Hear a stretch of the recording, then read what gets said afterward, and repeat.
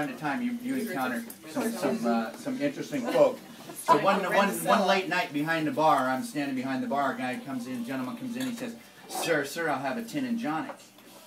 Gin and tonic, okay. And I said, "Well, you know, I think perhaps you've been overserved." And he said, "No, sir. I actually have an odd peach Saturn." Speech pattern. He goes, "Make me a gin and tonic, and I'll tell you the story of Brenda Seller." Well, we've all heard the story of Cinderella, right? And of course we've never heard the story of Brenda Seller, and we've never mixed tin and jonics, and we don't have odd peach Saturns. But I said, you know, indulge me, right? And as I recall, and I don't, it's been many years, and here's the best I got for you, and it went something like this. Once upon a time in a corn country, I'd be a corn country, right? There lived a beautiful girl, and her name was Brenda Seller. Now, Brenda Seller, she lived with her muggly other and her two sad blisters, right? And also in the same corn country, there lived a Prince of Hints. Now, one day the Prince of Hints, he was going to give a dancey frolic in the corn country, and he invited people for aisles and aisles around, especially the Pritch people, right?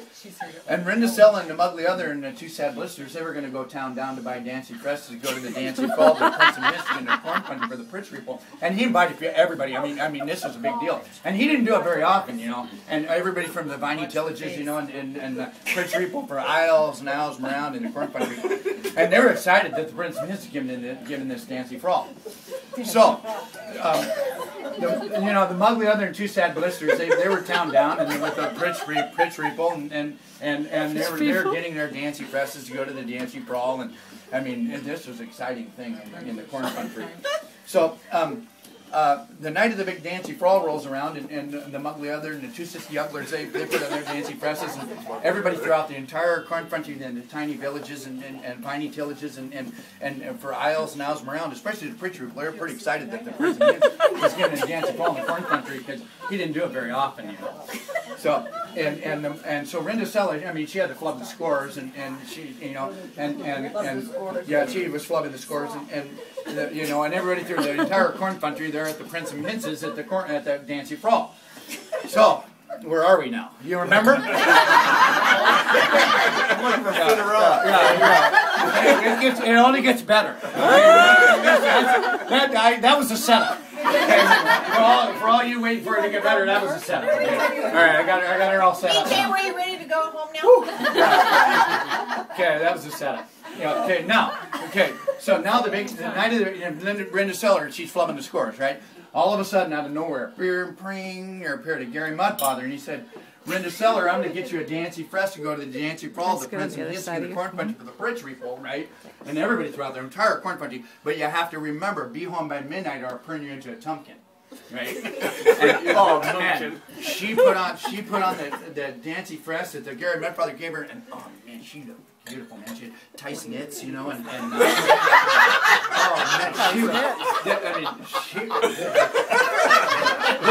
this was one. You've added that. I don't remember tight knits.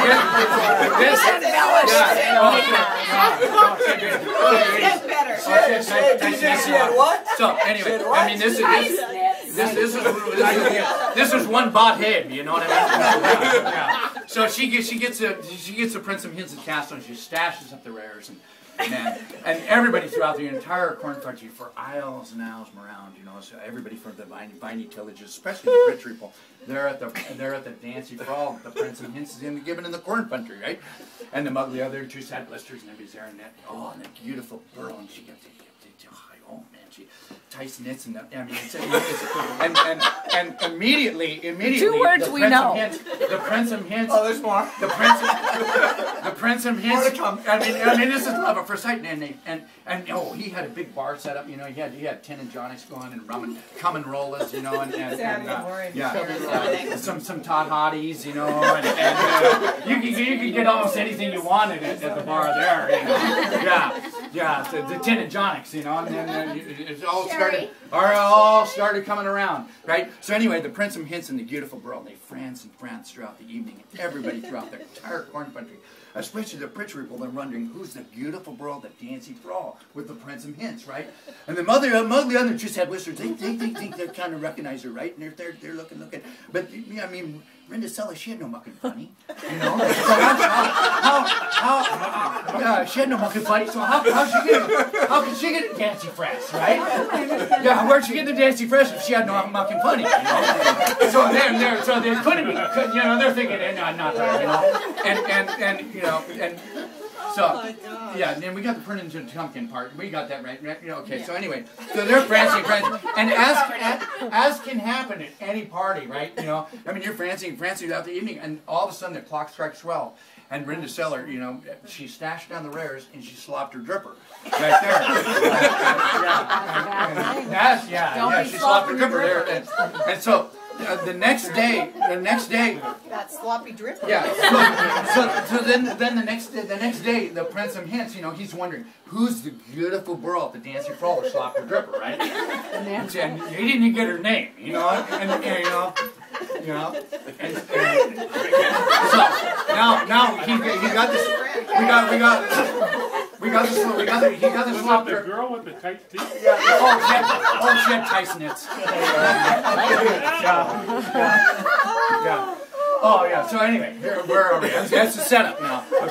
Okay. Now here we go. So now the Prince of Hints, he goes out there, entire corner. He's got the slop dripper with him right now, and he's with the henchmen, and so he wants to find the beautiful girl with the dancing for all the slop dripper.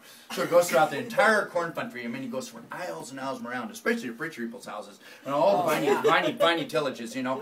And he's looking for the beautiful girl that was at the Nancy Frall. So finally he gets to Rinderseller's house, right? And you know, and he's got the slop dripper, and of course the ugly other, you know, she has a big fig beat, you know, and she has baggy sits, you know. And she tries on the slop dripper, right? Might be saggy.